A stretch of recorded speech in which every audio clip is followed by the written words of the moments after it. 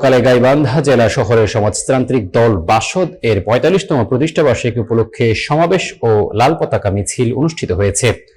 ১ নং রেলগেট সংলগ্ন বাসদ চত্বরে অনুষ্ঠিত সমাবেশে সভাপতিত্ব করেন গাইবান্ধা জেলার আহ্বায়ক কমরেড আহসানুল হাবিব সাইদ।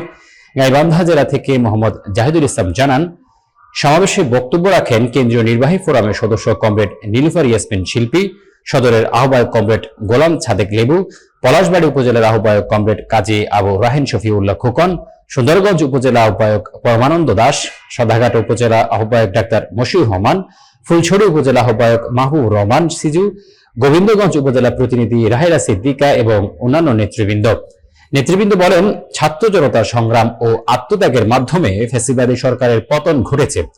৭১-এর মুক্তিযুদ্ধ থেকে ২৪-এর গণ অভ্যুত্থান পর্যন্ত প্রতিটি আন্দোলন শোষণমুক্ত সমাজ গঠনের লক্ষ্যে পরিচালিত হয়েছে। তবে ক্ষমতায় আসা সরকারগুলো জনগণের আশা পূরণে ব্যর্থ হয়েছে। জনগণের মৌলিক সমস্যা সমাধানে শিক্ষা লাভ করতে হবে মহান রুশ সমাজতান্ত্রিক বিপ্লব থেকে।